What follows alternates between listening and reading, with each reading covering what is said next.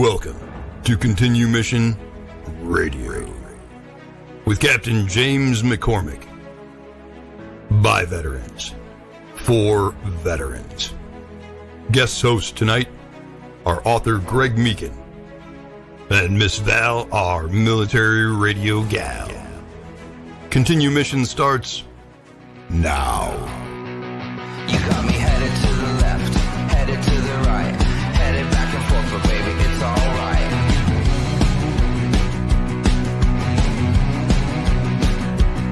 You got me going to the east, going to the west, going up and down, cause baby, you know best.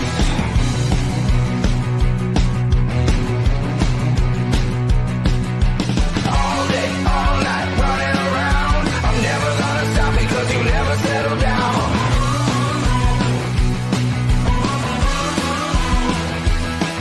Got me shooting into space, flying at the sun. I'm never coming back cause baby you're the... Welcome to another rapid deployment of Continue Mission on the Veteran Channel. Today is Monday, May 18th, 2026, and this show is coming to you from the great state of Arizona. I am Val Olson, and I am here once again at my kitchen table with the one, the only, the Iceman, Greg Meekin. Today's special guest represents the Tomb of the Unknown Soldier. His name is Richard Azzaro, and he is already a hero with the Veteran Channel. Just wait until you hear this man's amazing story. So let's light the fuse. Buckle up, everyone. Greg Meekin, what is on your heart today? Val Olson, Miss Val, our military radio gal. What's on my heart is we had a little technical issues this morning, and we're restarting the show. Hopefully, a second time's a charm. But I say good morning to you, Val Olson, as ever, and I share what's on my heart, and it has been on my heart, is for everybody out there who's listening, everyone, to be a sentinel. Be a sentinel. That's someone who keeps watch. Be a sentinel. Be a sentinel in your life on the home front. Watch out. Stand on guard. The home front at our schools and churches. At the playground, at work. Be a sentinel. Be on guard. Watch out. Watch out for each other. Watch out for our kids, because I'll tell you what, don't get me started today so early, Val, but our kids right now in that big old dangerous world we have out there right now, it's a crazy, crazy world. And our kids can be swallowed up right in front of our eyes. So if anything, because we have a sentinel, I love that word. That's my word of the day, Val Olson. We got a sentinel coming on, literally a sentinel from 1963. 1963, Tomb of the Unknown Soldier. His name's Richard, my friend, Richard Azzaro. And Richard Azzaro is becoming a true hero of the Veteran Channel. So what I'll do, Val, I'll turn it over to you just to introduce him and bring him on stage, hopefully nice and smoothly with great audio. And I can't wait to hear what this gentleman has to say. I'm excited today to talk about the upcoming event on May 24th. The Tomb of the Unknown Soldier Foundation is again going to have the honor of hosting Flowers of Remembrance at the Tomb of the Unknown Soldier in Arlington. So we're going to hear about that today. This event helps connect our citizenry with the Tomb of the Unknown Soldier, our nation's premier monument, an example of service and sacrifice. The connection can help unite our country because the Tomb of the Unknown Soldier fosters a unifying national identity that transcends our religious, political, and sectional differences. It has become a place where America's sacred duty to never forget all those that have served and sacrificed on behalf of this country that I love in times of war or armed conflict, their families and our allies is felt in the most profound way. Richard Azaro, welcome to the show. Good morning. Good morning. Sir. Greg, I'm going to let you start with some questions. We have audio. Everything's working. Oh, it's great. We're off to the races. It's like we've taken off the aircraft carrier. Yeah. You know, I once had an F-14 pilot tell me that landing on an aircraft carrier was just a controlled crash. You ever heard that one before? I did. Richard, I welcome you so much to the show. I feel like we're old friends now. Well, I said to quite my an old, honor to be with you folks. Thank you very much for this privilege. Thank you. take a minute, just take a minute and introduce yourself. There are many people who'll be listening that don't obviously don't know you or not sure of really what's coming up with your events and stuff. But do take a few minutes and take your time here, Richard. Let everybody know who you are, little of your background, little of what's coming up, and take a few minutes. Say hi to everyone. Well, I think the most important part of my background is what prepared me for the Tomb of the Unknown Soldier and what happened afterwards. I enlisted in the Army literally days after I graduated from high school in June of 62. I enlisted for Special Forces at the time because that was the toughest unit around. And John F. Kennedy made it clear that he really thought quite a lot of them. And John F. Kennedy was huge for my generation when he spoke about that, what we could do for our country. Boy, that's when I got grabbed. He grabbed me with that. And as I talked with my folks of that same period, they said the same thing. And then so I go through, I entered military service, and a lot of things happened during that time that made an opportunity available to me that I could never have imagined, and that was to go to the 1st Battalion Reinforced 3rd Infantry of the Old Guard. To me, that meant the Tomb of the Unknown Soldier. And I volunteered for that immediately. No one else in my unit knew about it, what it was, but I did because I had seen it on TV, which was my favorite pastime. I saw Arlington and I saw the Tomb of the Unknown Soldier, and I never forgot that moment because I said, my gosh, I wish I could do that. But at the same time, I said, I could never do that. Make a long story short, I do go to Arlington Cemetery, and I am selected to go to the Tomb Guard to be trained. And I begin my service at the tomb in March of 63. And I serve at the Tomb of the Unknown Soldier from 63 to April of 65, both as a sentinel, and you have a picture up as me on the south end of the mat, and I served there as a sentinel and then as a relief commander. I then leave the service because it was there that I found a desire. It took over everything that I wanted to go to school. So I attended Southern Illinois University, and I was very active immediately with Veterans Affairs. We were the first wave, if you will, of the Vietnam veteran. And so myself and a couple of other guys formed an organization called Veterans Corporation. We actually incorporated, and it was to help the veterans that were returning from Vietnam. And I was very active with that. And I also, like the other guys with me, we ran out of money pretty quick. So the GI Bill helped us, but we were all working on the side, and I worked as a police officer. I was able to fund my undergraduate work as a police officer. So I had a lot of experience in the events of the times, which was a lot of anti-war, and then also the killing of Dr. Martin Luther King.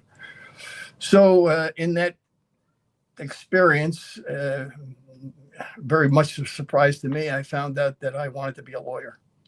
So I went on to law school, and while I was in law school, again, ran into financial problems. Was kind of a theme in my life, and I took a job. Switched over to night school and took a job with the Chief Judge of the United States District Court. His name was John J. Sirica. Within a couple of months, I was deeply involved in the Watergate trials. Went from working with the judge, and then entered my career with the federal government as a trial attorney, investigator, etc. And I finished up as the general counsel of a federal agency that was responsible for the health and safety of the nuclear weapons facilities, and it was known as the Defense Nuclear Facility Safety Board. I retired from that and have been retired for about 10 years, although I don't feel like I'm retired because I'm very active with the Tomb Guard. I never really separated from the tomb. I may have changed uniforms, but you'll find with other Tomb Guards, we're Tomb Guards all the way through. I think that would be about where I would stop. That's who I am. You are a Tomb Guard, sir. You are a Tomb Guard. Val Olson, why don't you take the mic for a minute here? We're all catching up on just getting together, good audio, good visual and stuff, and take a quick minute and because you have done a lot of research and conversation behind the scene, maybe talk white flowers, white Yes. roses, whatever, but just take a minute and then maybe ask Rich a question. I have so many questions. I want to go back, Richard, when you were 18, and this calling that was on your life and how it influenced you through your entire career. And I'm going to share this picture. So take us back to this moment, what it felt like for you, and just how it transcended and right to today, because you are still active. May 26th, it's May 26th, right around the corner. And so you're going to be active there on the ground. So walk us through, but this picture right here, take us to that moment. Well, I think the best way to describe it, see, first of all, it's very difficult for us to talk about us because it's not about us, and it never can be about us. It's about the mission, and that's what we're all about, the mission. We are defined by our mission, and that is the sacred duty to never forget all those who have served and sacrificed on behalf of America and their families. And we train very hard. Having said all that, we train very, very hard for a number of reasons, not the least of which is zero failure. We cannot have failure on that mat. Not doing the duty that we have because it is so important to the country. That's a general sense, the country, but to the people who love this country and those who have lost their loved ones. They paid the price for our freedom. And that is something that is present in a very, very powerful way. And it goes back to when I was 18 and it impacted me. When people talk about, why we want to be there, how do you get people to do this? How do you attract them, and then how do you keep them doing it? Because, they go through some pretty tough weather out there. I mean, it's no secret, when you're out there in 120 degrees, it gets pretty tough. It's not combat. I'll be the first to say this is not combat. But I can also say, when the rain is coming in sideways and it's freezing to everything, including you, being a part of an elite unit gets pretty thin. So there's got to be something much more powerful. And that powerful force, if you will, it's part of our training. We train that into them to be Tomb Guards, but it's also to get them ready for what happens to them on the mat. And I use that expression, happens to them, because when you go out on the mat, you have a lot of things happening, and it happens to you.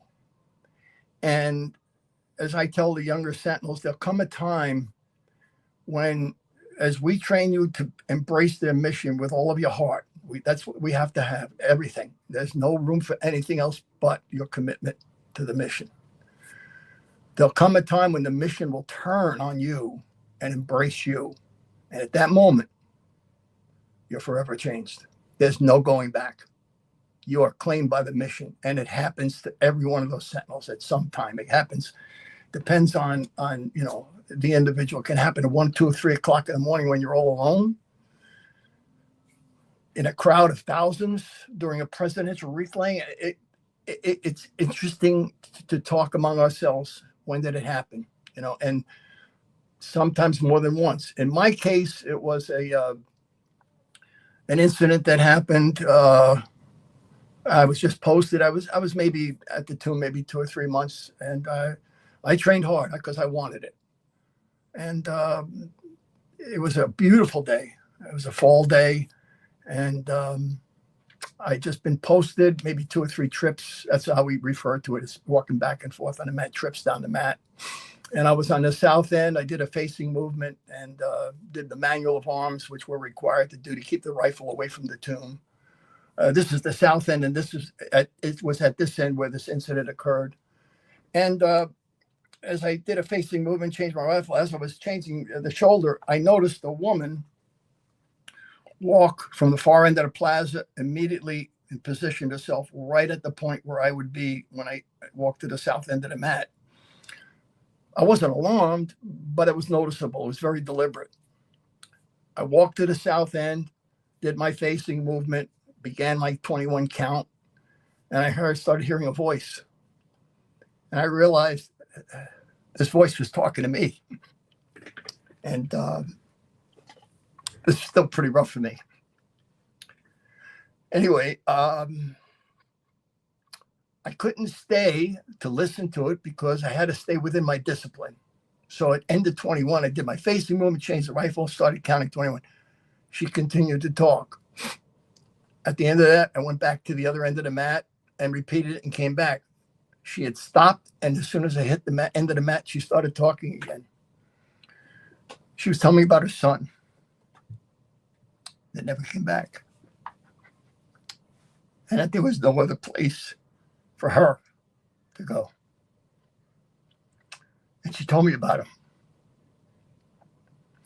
And all the while, I'm listening to her. It's getting deeper and louder. And I am fighting desperately to maintain my discipline. I'm a tomb guard. I can't fail. So I continue. This went on for about 20 minutes. And inside, I just wanted to stop and just hold her, cry together with her. But I continued. And I thought I was doing a good job. I thought I really thought I held it together. And when she stopped and she started to leave, she said, "Thank you for watching over my baby." And I made a vow to her. I would never fail her or her son. Well, the guard changed. This is where it gets to be kind of some moment there. We go through the guard change, and again, I thought I had done a great job holding it together. Well, I am relieved. I go downstairs, and right behind me is my relief commander. And he is on me. I mean, like the trail of a fighter jet. I mean, he was on me. We get through the door, and he is all over me. And he is yelling, demanding what, and I'll leave the expletives out, happened out there. What? And I remember, I mean, that's this visual. I still have the visual. I'm taking my bayonet off my rifle. And I told him. And he looked at me. He had these blue eyes that would see, I mean, just see right through anything, see right through you. And he just looked at me, didn't nod his head, didn't say a word. He turned and walked away. And I later realized, he realized my moment had come. And that moment, from that moment on, my life was changed. Everything I did from that point on was informed by that moment and the suffering of that woman. And the loss of her son, the death of that young man. And it affected me throughout my life. There was nothing in my personal or my professional life that has not been informed by my experiences at the tomb. And there are many other kinds of experiences like that. It does change you. Yeah, we're different. We're different. Richard, please talk about white roses.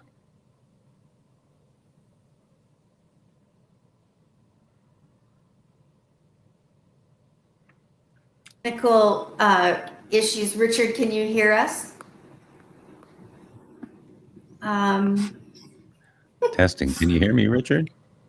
Can you hear me? Ooh. Okay, we're still coming through, Greg. Richard can't hear us. So how are we now? Richard, can you hear us? Okay. Audio. I'm sorry, I can't hear you. Sure. Okay, he can't Tell him hear we'll us. put him backstage momentarily. We'll put him backstage more momentarily. I have a few shout outs. So we'll take a minute. I don't know if he can get restarted, what have you. If we have to reschedule to a part 2 on this, I'm getting emotional just listening to this first story from this guest. It's incredible. I don't think Richard can hear us. So Just have him honestly have him just have him I'll sit for call now. him. Sit backstage. Sure. Yeah, so I will let him know, but I would kind of like just to, before we go, Greg, I know you have thank yous, but I want to just mention what's coming up on the 26th. And we're also going to take a minute real quick here, and I'm going to play a video. So that's going to give us a couple minutes. And I want everyone to watch this because this really sets the stage for the Tomb of the Unknown Soldier. So we're going to take a minute here and begin this video. A tomb holding the remains of 3 American heroes, as the inscription says, known but to God. And it was so powerful. I mean, it just changed me. Richard Azaro was drawn to service as a teenager when he first saw tomb guards walk the mat in front soldier. He would enlist in the Army at the age of 17, on track to serve in Special Forces, but he was drawn to the old guard, the soldiers who watch over the tomb. A mission that he called mentally, physically, and psychologically demanding. A mission too important to ever fail. It's about America's sacred duty to never, ever forget those who have served and sacrificed on behalf of America in times of war or armed conflict. The Tomb of the Unknown Soldier was dedicated 100 years ago. It's the final resting place of an unknown American fighter from World Wars I and II and the Korean War. Now at 76, Richard still vividly remembers a mother once speaking to him about her soldier son as he marched. She told me how grateful she was for what I was doing, taking care of her son, the way a mother thanks you for taking care of her baby. And I said, I'll never fail you. Over the years, only 688 soldiers have stood watch 24 hours a day in any type of weather. 5 have been women, including Ruth Robinson, a member of the Society of the Honor Guard, preserving the memory of the tomb and the unknowns. To me, there was no higher honor that I could do in my military career than to guard the unknowns and then to later on share their story. A sacred duty to keep serving those who made the ultimate sacrifice. Aaron Gilchrist, NBC News, Ellicott City, Maryland. Thanks for watching our YouTube channel. Follow today's top stories and breaking news by That was an amazing video. That was from 2021 NBC. Can you hear me okay, Val? I think you're on mute, Val. Just an update. Richard is going to be coming back into the studio. So we're going to take a minute, Greg. Of course, we just want to thank all of our vets that are joining around the world today. We are the Veteran Channel, and you can find us on Apple, Roku, and Prime. And follow us. We are actively recruiting. We do not believe in retirement. It is a lifetime mission. So you have just enough time if you're watching this to know that you are loved, to know that you are needed, and to sign up. I'm the official recruiting department here. So it's me you will be dealing with, and we're actively recruiting, of course. So I'm going to bring Richard back onto the stage here. And Richard, can you hear us okay? Can you hear me? I have you. Yes, I do. Oh my God, will wonders never cease? Okay, forget the Grand Canyon. We got our audio working today. This is a miracle, Richard. I'm going to jump right back into it. I'm deeply moved by your conversation. I'm sorry. It's still very emotional piece for me because it was. Yeah, I'll stop there before I start again. But yeah. Well, like I said, even in the pre-show, the thing about this show on the Veteran Channel is it's authentic. When you're authentic, we bring in, again, with our conversations, can you imagine, with James McCormick and with Sheriff Mark Lamb, that the authenticity very often gets emotional. Oh, yeah. 'Cause that's what I see right in front of me right now. I see one authentic, passionate man. I was going to, again, switch gears, but please talk about the white rose and the white roses. Take as long as you want, past, present, whatever. Okay, this really- is another this is another miracle, if you will. And this rose is the name of it is Nefetos, and what this is about goes back to the actual selection of America's World War I unknown soldier in France in a small village called Chalon-sur-Marne. This is in the heart of France, where most of the fighting was done in World War I. And as they set up for the ceremony, and that in itself was just another story, a very incredible, compelling story. But they set up for the ceremony. All the military was in position, and the individual was selected. His name was Edward F. Younger. He was a sergeant, combat veteran, highly decorated, and he was selected at the last minute to be the one that would go in and select who the unknown soldier, which of the caskets would be the America's unknown soldier that would represent all. Just as they were about to start, a French couple came forward with a bouquet. They called it a spray of white roses, and they presented it as a floral tribute. And there were many of them, but this particular one, there was something about it. And the commanding officer accepted the spray of white roses and took them to the sergeant and instructed him that when you go into that room, you will select the unknown, and you will indicate your selection by placing this spray of white roses on the casket. He did. And as I mentioned to Val, this is not speculation. We have this documented, and I know it personally because I did a personal investigation on following these flowers. We follow those flowers. Those flowers remained. And the interesting thing is, I could not find, now it may exist, but I could not find one word about instructing what to do with those flowers.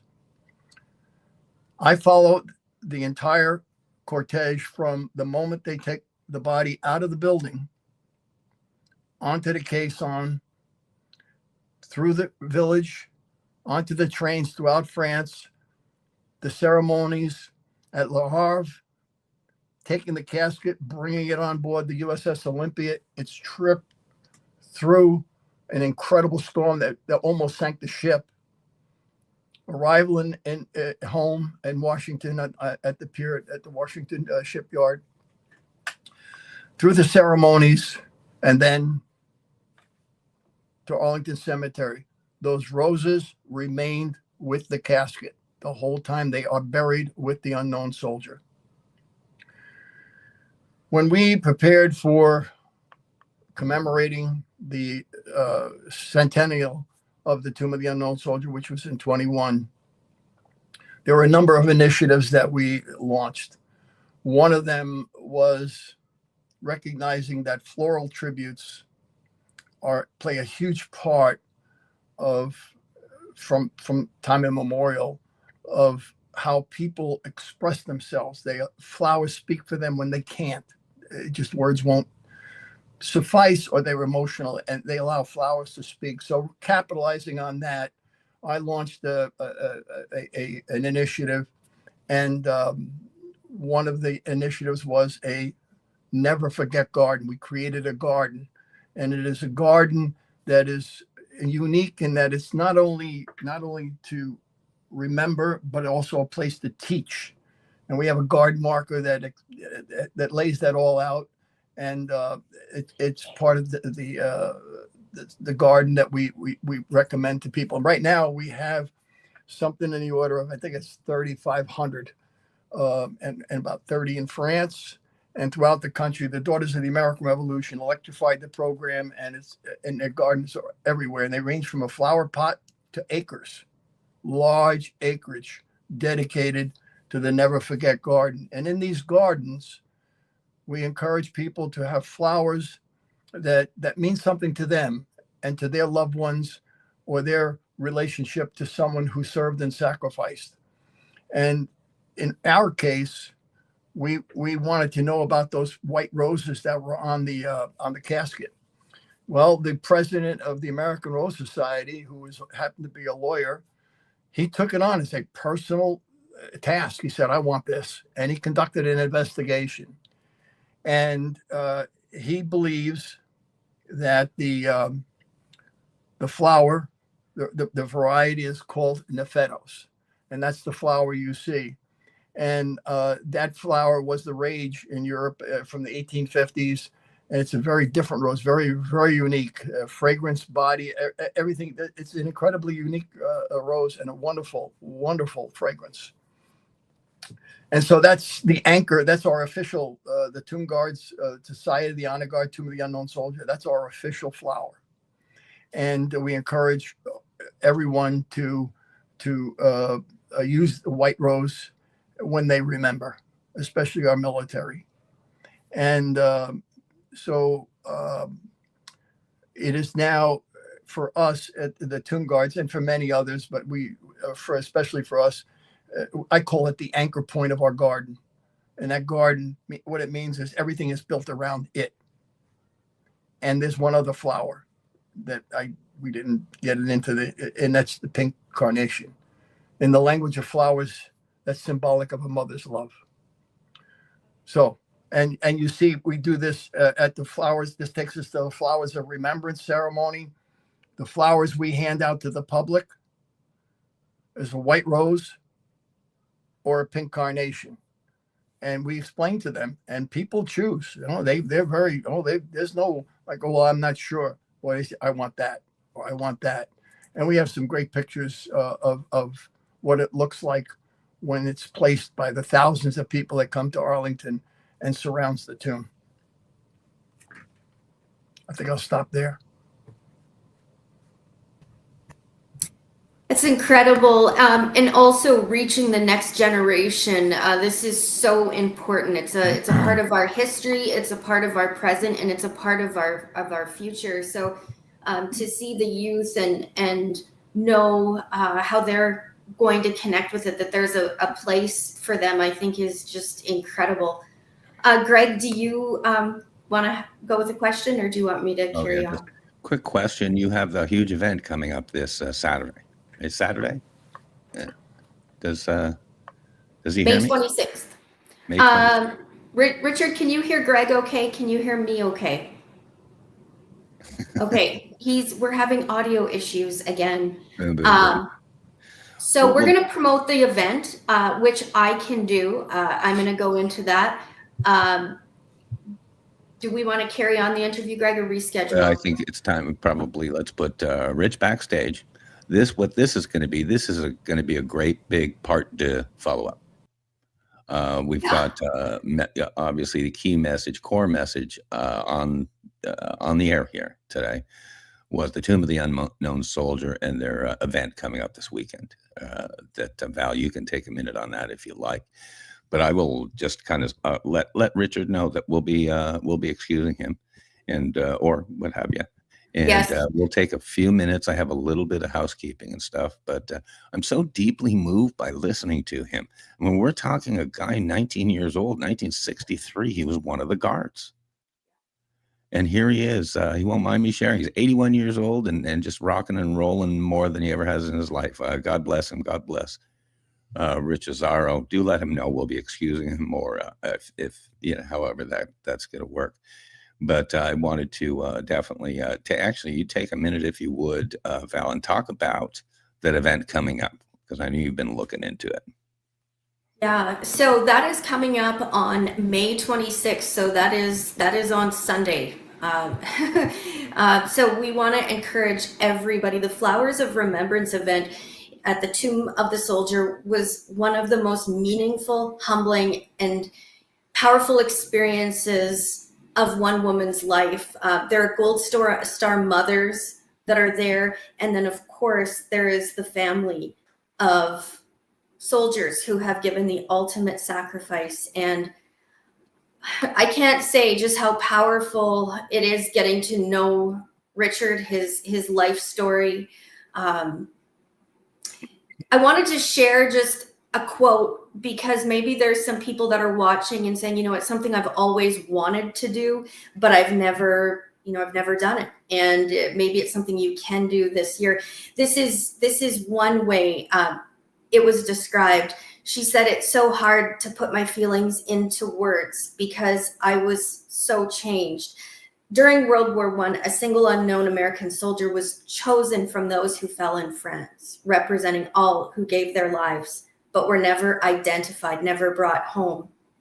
And she described this next moment is something that really should be taught in school. There is something so deeply meaningful. It was and I'm losing the screen, so I can't even finish. I can't finish her quote, but that's how deeply moving it is to be there. On May 24th, 2026, the Tomb of the Unknown Soldier Foundation will again be honoring by hosting Flowers of Remembrance. And the event helps connect all citizens, every single American, with the Tomb of the Unknown Soldier, the premier monument and example of service and sacrifice. This connection helps unite our country because the Tomb of the Unknown Soldier fosters a unifying national identity that transcends our religious, political, and sectional differences. And of course, there is a cost involved with this every year. So for those that are able to donate, that cost is $20,000 each year to put this on. And if that's something that you want to help with, there's a way to do that. So I want to just let everybody know, right now donations have come in. 49% is what it's showing for this remembrance, for the Flowers of Remembrance Day coming up. So there is still a way to do that. There is a QR code. You can go on GoFundMe and type in Flowers of Remembrance Day. So they still have $2,555 to go. So I just wanted to let everyone know that. Did we lose audio, Greg? I have lost my screen. I hear you perfectly. Your screen actually is frozen, so it's just you. You're okay. Why don't you wrap the show up? I can't. I've lost all control of my computer. It's one for the ages, isn't it great? Yep. Isn't it great? No worries, because we're going to be doing a follow-up show, and we've been averaging doing weekly shows on the Veteran Channel. Yeah, I'll go ahead and take it and just start and wrap the show here, Val. Sure. But first and foremost is to deeply thank Richard Azaro. We'll be having him on again. And as Val mentioned, he's got a wonderful event coming up at the Tomb of the Unknown Soldier. So we can't wait to have him back. Hopefully logistics and audio and visual will be squared away by then. But I really look forward to it. I have a couple of shout outs. Not housekeeping, whatever, but just a couple of shout outs. We just heard from someone who was watching from Michigan. Val, you won't believe, you'll love this, on the Veteran Channel. Vince Alfino, CEO Vinny, he's a gentleman I worked with here in Arizona City, Arizona. He worked for Love's Truck Stop, and it was a great story. I call him CEO Vinny because he and I were both like retired CEOs, but really working entry level jobs. He was but he said he just touched base. And he said Val and Greg, actually, yeah, I'll tell you what he said. Greg Meekin and Richard Azaro on the Veteran Channel. Cool. So that's from Michigan. How cool is that? A quick little tip of the hat to State Senator Tom Willis. Had a tough loss this past week in West Virginia Republican primary. As I told him, I think God just has other plans for him right now, but a wonderful guy. We'll be hearing more about Tom Willis, Val, as you know, and you can see we probably will have follow-up show as well. These are amazing, amazing people we're bumping into. But Tom, I texted with him this morning. And so, yeah, he's getting on. We're talking about James's book, James McCormick's book, Battle Tested Faith. But couple little shout outs there. And either way, we're getting just a fun reach. Again, Val, we go out to, you never know where we're gonna land, but I do know, I think it was like something like 14 people from New Zealand have watched us. What's that? What's that? But so we indeed are the Veteran Channel. The show is Continuing Mission. It's been around. Continuing Mission show is founded by Captain James McCormick over a decade ago. Do you believe it, Val? You and I have gone out on those wonderful Friday night shows. We co-hosted one night. We happened to go out to 200,000 military veterans. As I've mentioned many times. So this is indeed just a continuation of that brand. Hopefully we're going to have a weekly product, but very similar to this. And even the last show, just pull it up on YouTube. The wonderful Kathy, she is just wonderful guest last week. So I do say, obviously, keep in touch with us, everybody. It's been just a pleasure, the connection we've had with people. Again, from all 50 states, Canada, big time Canada. They quietly really like the United States, and a lot of our, don't let anyone tell you any differently, Val, but Canada, and as you know, the UK is third on my YouTube channel as far as watch. And here, trivia of the day. I guess we have a few minutes. We're not worried here about tying things up too quick. You love this, Val. I always do my analytics on my YouTube channel, right? Over 2,600 videos, blah, blah, blah. But I always check cities. What cities are listening to us, Val? This is so good. Number one is still Calgary. And I love it. Number 3 is Toronto. I still can't believe that. Toronto, number 3. But good old shout outs to Medicine Hat, Alberta, number 9 out of the top 50 city. Of the top 50 cities, number 9, Medicine Hat. So God bless you guys. I will just wrap on my end, which is tune into us. Stay tuned into us. Like and subscribe and all that fun stuff. Shout outs to all of our friends out there, our amazing guys in Washington, D.C., the Captain James McCormick's, the Pete Hegseth, all the guys. Shout outs to them. And what I always say to everybody as I end the show, and once again, we've done it today. I've learned something today, Val. I've learned something today. And there's scores of more information that are going to come from Rich Azaro on our follow-up show. This just the tip of the iceberg. But what I say every day is this. Wake up in kindergarten every day. There is so much to learn and so little time. Because before you know it, you're in first grade. And so that I wish on everybody. Be a sentinel out there, everybody. Watch out. Watch out for everybody. Watch out for each other. And we'll see you next time. God bless you, Val. Great job facilitating once again. The Veteran Channel is featured on Roku, Apple TV, Amazon Fire, Greg Meekin's YouTube and Facebook pages, and dozens of other platforms. Continue Mission is produced by veterans for veterans. And remember, everyone, we are actively recruiting, and your mission starts now. Welcome to Continue Mission Radio with Captain James McCormick. By veterans, for veterans. Guest hosts tonight are author Greg Meekin and Miss Val, our military radio gal. Continue Mission starts now.